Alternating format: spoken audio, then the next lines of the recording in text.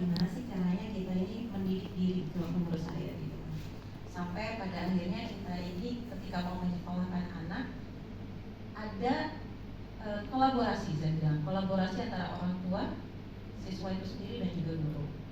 Ini mungkin yang di Jember ini menurut saya ya Bu, ini saya memang kemana-mana kalau ngomongin pendidikan saya senang banget ya, jadi mohon maaf dan mohon waktunya gitu ya.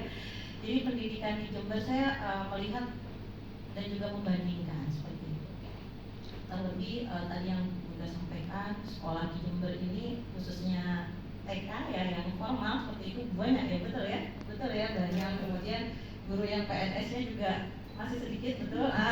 Berarti bunda-bunda ini luar biasa, saya bilang gitu ya, luar biasa ini ngejar akhirat semua ini. Mudah-mudahan jadi yang saya bilang dan Gus selalu sampaikan ke saya bahwasanya gaji itu tidak relate dengan rezeki. Mungkin ada yang apa yang saya sampaikan paham mungkin ya.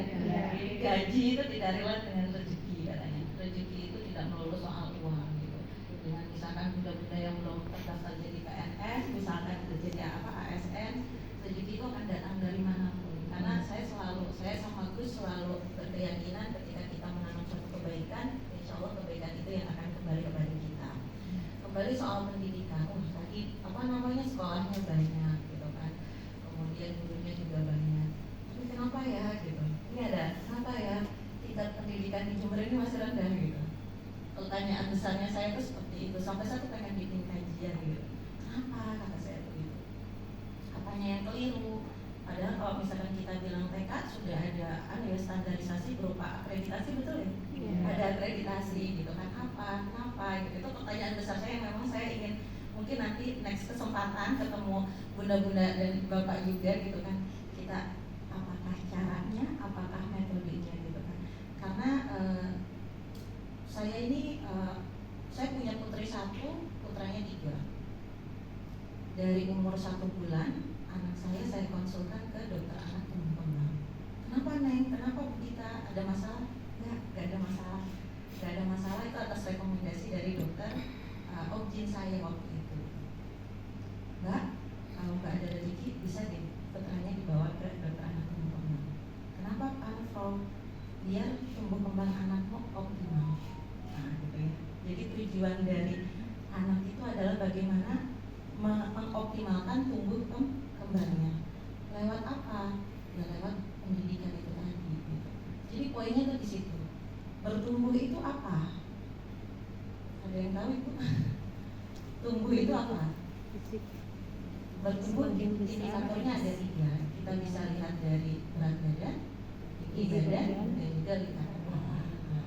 Kemudian berkembang. Berkembang itu apa? Apanya sih yang berkembang gitu kan? Berkembang itu untuk anak usia dini kita bisa lihat dari 4 aspek.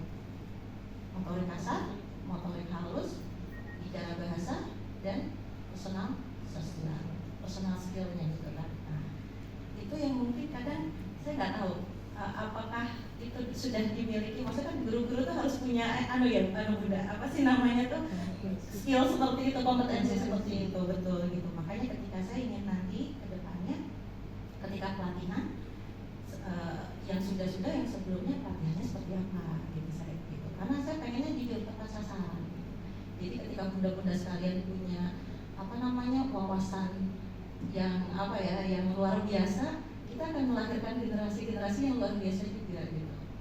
Kan betul begitu nggih? Ya gitu. Jadi nanti kita datangkan mungkin memang betul-betul pakarnya, memang betul ahlinya, sehingga pendidikan yang utama itu sebetulnya ada di mana? Di keluarga. Pertamanya awalnya di keluarga. Karena di keluarga itu pasti punya value sendiri-sendiri, Bunda, betul ya? Jadi keluarga A tidak bisa sama dengan keluarga B, tidak bisa sama juga dengan keluarga C. Kemudian kita sekolah di satu sekolah gitu kan ya. Nah, saya sekolahkan anak saya dari umur 1 tahun untuk anak-anak ketiga saya. Kok sekolah? Sebetulnya bukan sekolah, tapi menstimulasi semuanya agar tumbuh kembangnya agar optimal gitu. Dan terbukti ketika saya sekolahkan anak ketiga saya ini, sekarang itu dia di psikotes punya IQ 138 gitu. Sebenarnya stimulasinya nggak yang nggak yang ribet-ribet sebetulnya. Dan itu bisa dilakukan oleh oleh setiap orang tua di rumah kalau berkeinginan dan berkesadaran, gitu ya. Apakah parenting ini khusus untuk orang yang orang kaya katanya gitu? Enggak. Apa orang yang berpendidikan juga? Enggak. Yang penting berkeinginan, mau gitu. Si orang tuanya tuh tahu. Jadi ketika dia memutuskan, ya saya menikah, berarti harusnya siap jadi orang tua, gitu kan. Kadang mungkin kesadaran ini yang memang menurut saya, pendapat saya ya, yang sekitar 10 sampai 12 tahun saya di Jember, mungkin ada hal yang masih persepsinya tidak seperti itu menurut saya secara pribadi Bunda, gitu kan. Makanya lembaga-lembaga yang begitu banyaknya, saya sangat luar biasa dengan antusias warga masyarakat Jember ini. Sekolahnya paling banyak kalau menurut data itu ya, gitu kan. Nah, cuman bagaimana sistem pendidikannya ini, maksudnya apa metodenya gitu.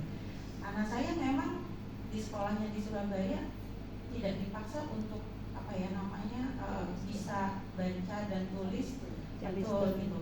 Tapi kan Bunda nanti SD anaknya harus bisa baca tuh, betul ya. Nah, itu jadi satu hal yang katakan, ini gimana nih gitu kan. Sampai ada yang berlomba-lomba ngelesin ngelesin dan lain sebagainya. Justru sejatinya adalah yang terpenting itu ketika orang tua dimulai dari saya nih sama anak saya itu membacakan cerita. Membacakan ceritanya jangan lihat dari tab ya Bu, jangan lihat dari jadi pakai buku gitu loh, pakai buku gitu. Ya, pakai buku gitu. Pakai buku mulai dari mana? Dalam kandungan kalau bisa. Gitu. Kalau enggak ya sebisanya as soon as possible menurut saya gitu kan. Jadi itu di sana betul-betul anak saya tuh Bu, saya enggak BA ba caca baca nggak seperti itu Bu. Jadi benar-benar diceritain betul-betul diceritain, mendengar. Jadi dia bisa baca itu terus memahami konteks dari bacaan itu. Kalau itu kan anak sekedar baca ya, ini Bapak Budi itu apa ya gitu, dan seperti itu. Kemudian matematika, konsep ya 1 tambah 1 sama dengan 2. 1 tuh abstrak gitu loh buat anak-anak gitu. Kenapa sih gitu? Ya 1 itu ya udah kita tulis apa ya, 1 angkanya kayak gitu. Tapi mereka kalau ditanya 1 tuh apa? Mungkin seiring bertambahnya usia baru kita 1 tuh ini ya, pensel ini 1 ya 1 gitu. Nah, jadi saya nanti memang mungkin ingin memperkenalkan IJTKI, mungkin nanti Bunda Riri nanti mungkin next kita ajak kolaborasi gitu kan dengan salah satu lembaga di Jakarta gitu kan ya. Jadi saya juga punya sekolahan gitu ya, ada pondok pesantren, mungkin yang ada yang tahu, Bu Suliha tahu ya gitu kan. Pondok pesantren Nurul Khatib gitu kan. Sudah 3 tahun terakhir ini saya sudah di ACC sama Gus, di ACC sama Bu Nyai, saya bekerja sama dengan Yayasan Merdeka Belajar yang punya Najil Shihab. Ya. Jika itu salah satu sekolahnya, nanti mungkin bunda-bunda sekalian bisa studi banding ke sana, sangat welcome sekali gitu kan.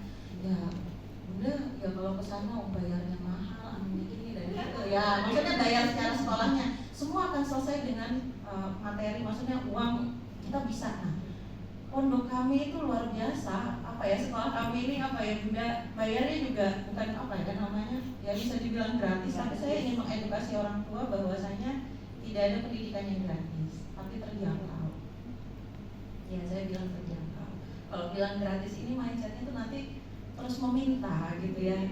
Jadi saya ingin merubah mindset dulu. PR kita adalah merubah mindset bunda-bunda sekalian gitu kan. Jadi ketika udah kita sekolah di sana aja gratis, sampai dikasih seragam, dikasih ini dan itu. Nah, itu yang memang jujur saya pertentangkan, tapi ya gimana lagi ya gitu. Akhirnya saya juga coba bikin mekanisme dan lain sebagainya. Kenapa? Gini deh kata saya. Karena nanti kalau ngobrol SPP-nya berapa sih? 10.000 misalnya. Terus 10.000 ini kalau dibeli kuota ini kan apa? Ya kan pasti orang pada senang beli kuota gitu kan. Kemudian Bapak merokok enggak? Rokok gitu. 1 bungkusnya berapa gitu kan? Yang lebih dari itu kan Bunda gitu kan. Jadi kita ajak untuk menanamkan ke orang tua itu kesadaran akan pentingnya pendidikan. Nggak mudah memang saya tahu, makanya ini luar biasa nih bunda-bunda sekalian di sini nih pahalanya itu dari Allah Subhanahu Wa Taala tuh luar biasa, makanya hebat banget gitu. Saya tuh kalau lihat bunda-bunda guru-guru yang ngajar di pendidikan anak usia dini itu wow gitu. Terlebih kalau di sekolah anak saya tuh laki-lakinya banyak juga yang ngajar. Buat apa? Karena mengisi kekosongan yang namanya takut tidak menemukan sosok figur ayah di dalam keluarganya, sehingga menghadirkan bapak atau guru itu di sekolahan. Kalau di Jember mungkin enggak umum, ada tapi nggak banyak ya. Banyak kan? Ada ya, alhamdulillah ya gitu kan. Jadi karena memang begitu pentingnya menurut saya pribadi, karena kan peran ayah ini pada masa tumbuh kembang anak luar biasa, betul. Kadang Indonesia ini katanya negara fatherless, katanya ya, negara fatherless terbesar di dunia katanya. Jadi ayahnya ada tapi terasa yatim katanya. Ya, karena tidak ikut dalam pengasuhan. Ya udah, ngasuh anak ini tugasnya siapa? Ibu gitu. Padahal ibu ini sebenarnya cuma butuh ditanya, gimana Bu hari ini, gitu kan, anaknya gimana, gitu. Itu udah obat luar biasa gitu. Apalagi sekarang tantangannya gadget, bener ya Bu ya? Anak udah diperkenalkan gadget, udah lupa gitu kan. Makanya ibu kadang pengen butuh waktu me time, udah biar saya bisanya juga bisa mengerjakan yang lain, anaknya langsung dikasih aja, biasanya gitu. Nah itu jadi PR juga memang sangat PR. Tadi program-program yang jenengan bukan program Bu, rencana kerja ya gitu kan. Saya istilahnya nanti kita tindak lanjuti kolaborasi gitu kan. Nah, cuma saya pengen di sini yang ke IGTK ini yuk Jember bisa yuk gitu. Kita rubah misalkan yang tadinya seperti apa, misalkan biasanya IGTKI untuk guru-guru TK misalkan dalam hal metode pengajaran dan lain sebagainya. Saya ingin karena biar benar pendidikannya adalah investasi jangka jangan investasi deh jangka panjangnya kita untuk meningkatkan kualitas suatu bangsa lewat investasi ya. Cuma saya nggak enak kayaknya kalau investasi itu kayaknya gimana gitu ya. Kenapa? Iya kayaknya gitu ya. Cuma saya memang ya lebih kurangnya seperti itu. Cuma saya masih belum tahu kosakatanya apa yang pas gitu kan ya. Jadi itu gitu, saya ingin nanti berkolaborasi, nanti IGTKI saya bawa sama memang Bu, putra putri saya sekolahkan di Cikal. Saya pilih di Cikal. Waktu itu memang bukan keinginan saya secara pribadi untuk menyekolahkan di sana waktu itu Bu, karena hasil konsultasi dengan beberapa psikolog dan juga rekomendasi dari dokter anak tumbuh kembang. Karena ketika anak saya sekolahkan, pernah saya sekolahkan di sekolah biasa, muai seharian. Bunda saya nggak mau sekolah, Bunda gini. Nah, pertanyaan besar buat saya, ini kenapa anaknya kok nggak mau nangis kejel sampai segitu. Mungkin kan bunda-bunda kalau awal sekolah anak-anak kan kayak gitu ya, kemelekatan dengan orang tua, terus orang tuanya yang nungguin di depan di depan kelas atau bahkan masuk ke dalam kelas gitu ya. Masih ada yang seperti itu di sini. Ada ya banyak gitu kan. Makanya PR-nya banyak sekali memang. Jadi cikal semua ya. Jadi ya betul. Pengennya betul. Nanti Bunda bisa memfasilitasi. Menjadi jembatan lah. Saya akan mengupayakan di sini gitu kan, akan mengupayakan. Cuma jangan pengen gajinya kayak gaji guru cikal ya, susah gitu ya. Paling enggak metodenya gitu kan ya, paling enggak metodenya seperti apa sih gitu. Ini bagaimana, ini gimana gitu. Jadi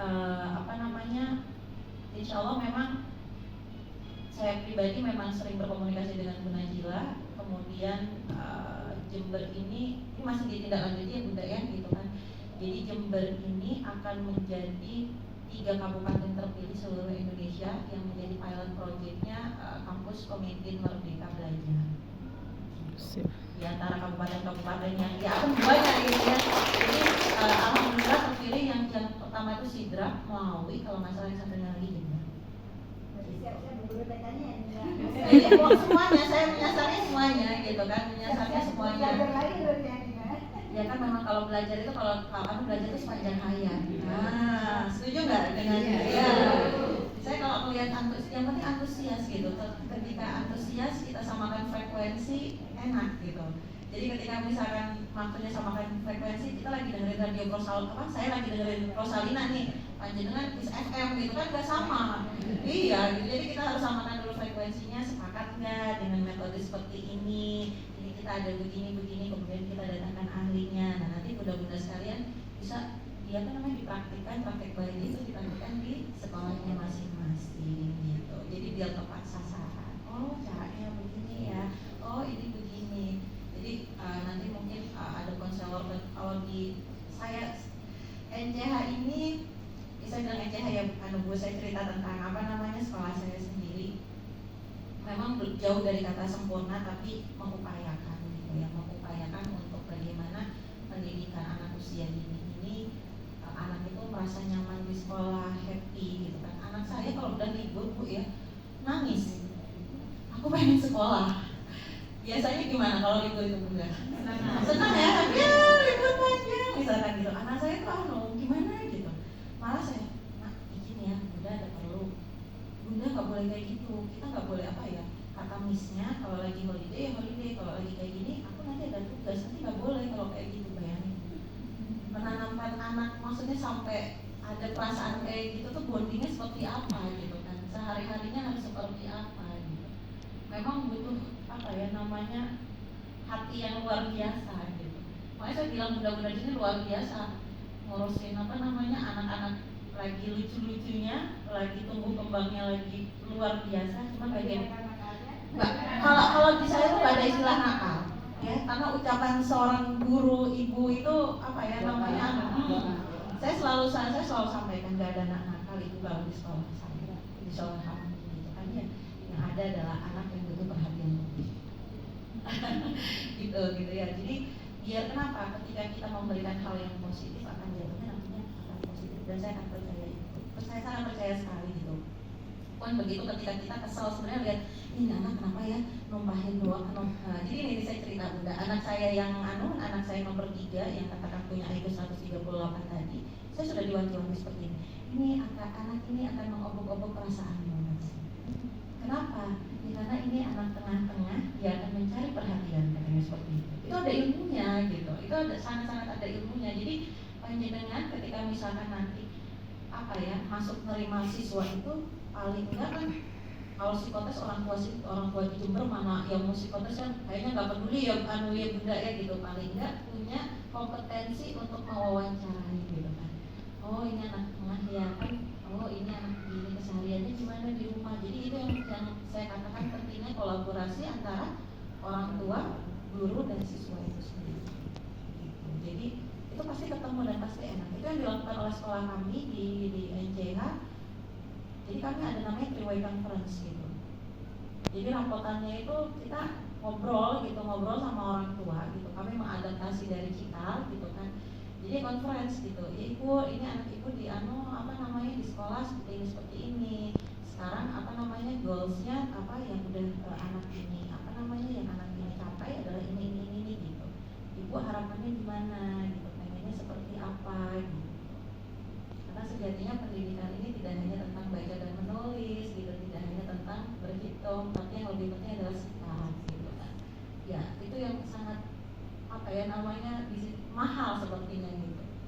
Jadi anak saya itu ketika sudah punya responsibility sendiri terhadap dirinya, saya apresiasi banget gitu. Wah ini gurunya gimana nih ngajarin gitu. Jadi dia bangun tidur ya bu, udah nah bangun, oh iya bunda ya, kami selalu bikin kesepakatan di awal.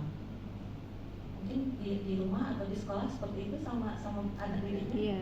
Iya. Ada yang sudah mulai kesepakatan sudah ya. Jadi ada rules and agreement di awal gitu kan, mau seperti apa katanya gitu. Ini mau kayak gimana, nanti biasanya dipanggil, direfleksi, biasanya kita refleksikan, nah di rumah biasanya gimana. Itu nanti guru kolaborasi memang sama orang tua. Wah ya nggak relate nih sama gajinya yang kita. Nah itu kan pertanyaannya. Nah memang gitu. Jadi PR besarnya adalah di situ gitu. PR besarnya ya memang harusnya misalkan gajinya yang sesuai katakan gitu. Nah nanti ini PR-nya kita gimana nih gitu untuk masalah gaji itu. Makanya memang butuh keluasan hati, saya bilang gitu. Yang mana Gus itu selalu bilang gaji itu tidak relate dengan rezeki, katanya sama saya saya seperti itu, dan mudahan pintu-pintu rezekinya terbuka dari jalan manapun gitu yang tidak pernah disangka-sangka gitu. Terus sih, jadi kalau memang ngomongin pendidikan sama saya, Bunda nggak selesai, yang penting sefrekuensi aja gitu kan ya, untuk nanti apa namanya gini dan itu. Saya banyak banget kenalan psikolog memang gitu. Terus kalau dokter anak tumbuh kembangnya, kalau di Jember ini yang concern itu banyak sih ya. Cuman saya memang anak saya itu kalau di Surabaya itu ya sama dokter Profesor Ahmad Suryawan. Beliau itu dosen UNER, kemudian apa namanya wakil direktur rumah sakit Sutomo. Jadi saya minta beliau juga apa ya, Prof dibantu dong Jember, biasanya beliau bantu guru kita tentang tumbuh kembang. Saya sampai amazing juga ya dengan ilmunya beliau yang kenapa nih anak ini IQ ini bisa tinggi ini dari apa? Komponennya dari 4 tadi itu, bicara bahasa, motorik halus, motorik kasar, personal sosialnya. Ketika itu dioptimalkan gitu, itu anak usia 7 sampai 8 tahun itu pokoknya kalau disimulasinya benar, lihat kayak apa. Yang penting betul apa namanya stimulasinya gitu. Jadi anak saya waktu umur 1 bulan dikerincing, ya nengok nggak gitu. Kan sebenarnya ada Bu di bukunya itu loh, bukunya Posyandu. Nah itu prof saya itu yang bikin, Prof Wawan itu yang bikin itu gitu kan, yang bikin. Cuman ya kadang orang-orang dibaca apa enggak, dia tahu yang penting malas membaca kan ya nggak Bu. Sebetulnya rules-nya ada semua. Kadang kita beli handphone atau beli apa gitu kan, kita tahu pakai ya Bu, mau nggak baca? Kenapa? Iya WA aja ya. Kadang ini benar gitu. Jadi kembali lagi, kadang sebetulnya kayak apa ya, apapun yang ada di dunia ini semuanya sudah tertulis di dalam Al-Quran. Kadang kita yang nggak mau apa ya, membaca dan memahami. Baca mungkin membaca, tapi memahami itu semua sudah ada di ilmunya sendiri-sendiri apa ya, petunjuknya gitu.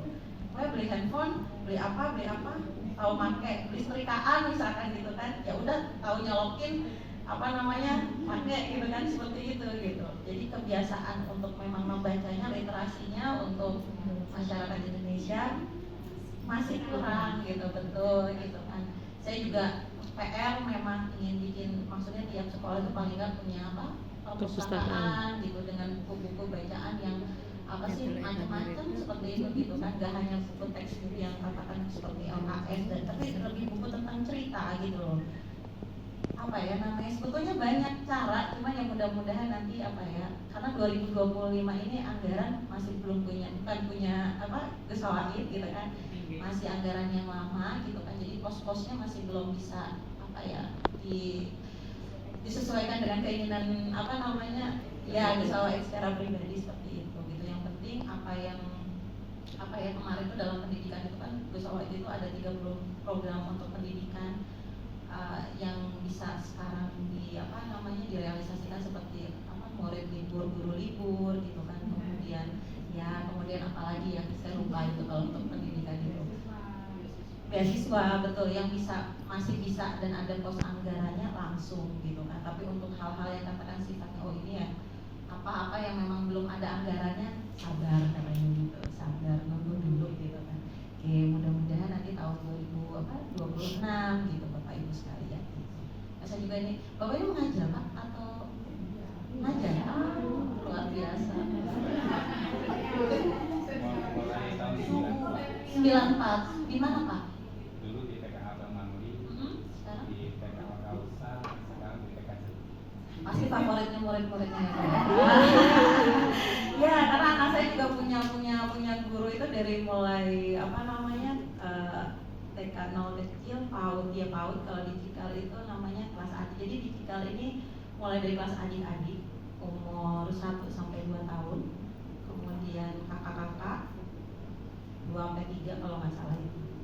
Ada adik-adik pokoknya kakak-kakak, terus reception junior, reception senior itu apa namanya PAUD, kemudian ada TK-nya, istilahnya aja yang beda gitu.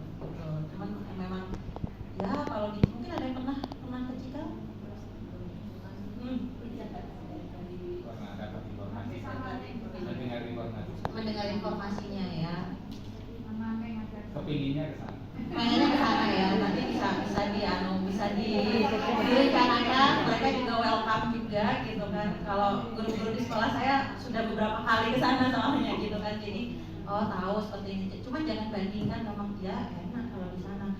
Ruangan kelasnya ada AC-nya, ada liftnya. Jangan dibandingkan itunya gitu ya. Jadi kita ambil adalah ilmunya, semangatnya gitu, betul gitu. Metodenya seperti apa gitu. Betul program bisa kita adopsi di sini itu apa ya, untuk kita kalau berkolaborasi mereka senang banget gitu sebenarnya gitu. Dan apalagi dari Bu Najilanya sendiri apa ya, lihat oke, ketika Gus Fawaid yang jadi apa namanya, yang jadi bupatinya, beliau malah jadi tambah apa, oke yuk kita benahin yuk sama-sama gitu. Udah baik, cuman yuk kita bikin tambah baik biar Jember baru, Jember apa? Maju katanya gitu. Mulai dari pendidikannya gitu. Itu sih mungkin dari saya Bunda gitu kan ya.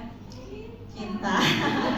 Jadi tolong semua kata cintanya jangan diplesetin terus. Semua kata cinta ini memang banyak artinya, banyak. Kadang orang gitu. Media sosial ini luar biasa gitu pengaruhnya, tapi mudah-mudahan bunda-bunda yang ada di sini semua bisa apa ya namanya, bermain media sosial ini dengan bijaknya. Karena guru ini yang apa ya, digugu ditiru. Gitu, setuju ya. Jadi ngelihat dicontoh guru saya kayak gini. Ini satu lagi saya memang tipe orang yang memang yang mungkin tidak semua sekolahan menerapkan ini. Jadi kalau di Cikal itu ada pelajaran personal social education. Itu apa? Jadi anak dari usia dini banget diajarin caranya regulasi emosi, mengenal perasaannya gitu. Jadi marah, bahagia gitu. Itu dimasukin ke pelajaran gitu, ibu-ibu sekalian, bunda-bunda sekalian. Gitu. Jadi yang memang mungkin di kita kan kayak apa sih gitu, yang ada malah nyinyir kayak apa ya namanya, gitu kan, misalkan gitu. Kalau di sana memang kamu boleh marah, tapi nggak boleh berkata kasar. Kamu boleh marah, tapi tidak boleh memukul.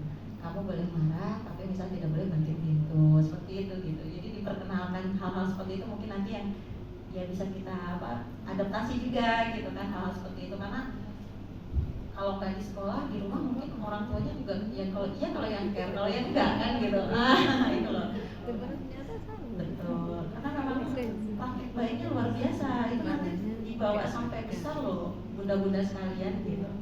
Saya kalau di sekolah, saya memang nggak pernah marah. Kalau marah kesel, sini anak solehah, duduk depannya kita, sini gitu. Diam aja. Itu udah saya nggak yang apa sih?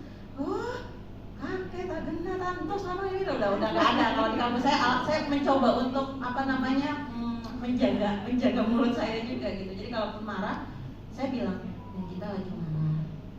Jadi lebih ke I message gitu. Saya lagi marah. Kenapa marahnya? Saya sampaikan, saya utarakan. Jadi biar kenapa?